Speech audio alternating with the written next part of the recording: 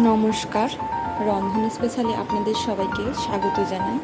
তো আজকে আমি একটি দারুণ সাবুর রেসিপি নিয়ে চলে এসেছি। তো এই রেসিপিটি কিভাবে বানাই অবশ্যই প্রথম থেকে শেষ পর্যন্ত ভিডিওটি দেখবেন। আশা করি সবার খুব ভালো লাগবে। তো চলুন শুরু করা যাক রেসিপিটি। এখানে ফ্রাই প্যানে আমি প্রথমে দুটো শুকনো লঙ্কা ভালোভাবে ভেজে নেব শুকনো খোলায়। তো অর্ধেক ভাজা হয়ে গেলে লঙ্কাগুলোর মধ্যে আমি হাফ চামচ জিরে ও হাফ চামচ ধনে দিয়ে ভালোভাবে সব কিছু ভেজে নেব। তো দেখুন সব কিছু কিন্তু খুব ভালোভাবে ভাজা হয়ে গিয়েছে। আমি এবার এটা নাবিয়ে নেব, নাবিয়ে ঠান্ডা করে নেব।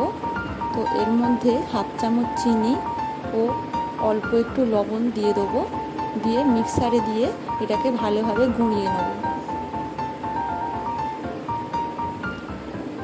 দেখুন মশলাটা কিন্তু আমার গুঁড়োনো হয়ে গিয়েছে। তো মেন যেটা এখানে লাগছে সেটা হচ্ছে সাবু। আমি এখানে এক বাটি সাবু নিয়ে নিয়েছি। কড়াইয়ে সাদা তেল গরম করে কড়াইয়ের মধ্যে আস্তে আস্তে আমি সাবুগুলো দিয়ে দেবো। তো একসাথে কিন্তু সব সাবুগুলো দেওয়া যাবে না, অল্প অল্প করে সাবু দিতে হবে। সাবুগুলো কিন্তু হাতে সময় নিয়ে ভাজতে হবে, না হলে কিন্তু ভেতরে কাঁচা রয়ে যাবে এবং দাঁতে লেগে যাবে, খেতে কিন্তু একদমই ভালো লাগবে না। মোটামুটি 2 থেকে 3 মিনিট সময় নিয়ে সাবুটাকে ভাজতে হবে। তো সাবুগুলো আমার ভাজা হয়ে গিয়েছে, আমি দেখুন নামিয়ে নিয়েছি। এইভাবে আমি সব সাবুগুলো অল্প অল্প করে তেলের মধ্যে দিয়ে খুব সুন্দরভাবে ভেজে নেব। তো সমস্ত সাবুগুলো কিন্তু আমার ভাজা হয়ে গিয়েছে, আমি তেল থেকে কিন্তু খুব ভালোভাবে ছেঁকে নিয়েছি। তো এখানে আমি এক বাটি চীনাবাদাম নিয়ে নিয়েছি। চীনাবাদামটা তেলের মধ্যে এবার ভেজে নেব।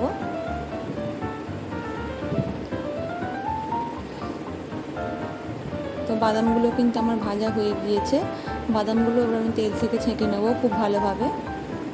তো যারা যারা আমার চ্যানেলে নতুন, প্লিজ চ্যানেলটিকে সাবস্ক্রাইব করে নেবেন পাশে থাকা বেল আইকনের সাথে। তারপর আমি এখানে কিছু ক্যারি পাতা নিয়ে নিয়েছি, ক্যারি পাতাগুলো আমি ওর ভেজে নেব। ক্যারি পাতাগুলো কিন্তু খুব সাবধানে ভাজতে হবে। ক্যারি পাতা ভাজার সময় খুব জোরে তেল ছিটকায়, তো খুব আস্তে ভাজতে হবে, গ্যাসের ফ্লেমটাকে লো করে দিয়ে। তো ক্যারি পাতাগুলো ভাজতে খুব একটা বেশি টাইম লাগবে না। ক্যারি পাতাগুলো আমার ভাজা হয়ে গিয়েছে দেখুন। তো সমস্ত কিছু ভাজা হয়ে গিয়েছে, এবার এর মধ্যে আমি কিছু মশলা দিয়ে দেবো। তো এখানে আমি হাফ বাটি চানাচুর প্রথমে দিয়ে দেবো। তারপর যে মশলাটা আমি বানিয়ে রেখেছিলাম সেটা এর মধ্যে দিয়ে দেবো। তারপরে অর্ধেকটা পাতিলেবুর রস আমি এর মধ্যে দিয়ে দেবো।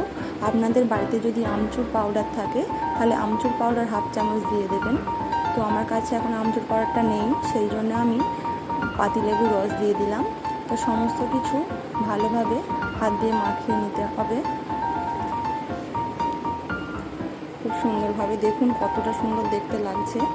তো এই সাবুর এই চানাচুরটা বিকালবেলা চা বা কফির সাথে কিন্তু খেতে খুবই ভালো লাগে, আর এটা বাড়িতে স্টোর করে রাখতে পারবেন 7 দিন পর্যন্ত। তো সাবুর এই চানাচুরটা কিন্তু আমার একদম রেডি হয়ে গিয়েছে দেখুন। তো আজকের ভিডিওটি কেমন লাগলো বন্ধুরা অবশ্যই কমেন্টে জানাবেন, আর ভালো লাগলে অবশ্যই একটি লাইক করে দেবেন। আজকের ভিডিওটা এখানেই শেষ করছি। ভিডিওটি প্রথম থেকে শেষ পর্যন্ত দেখার জন্য ধন্যবাদ।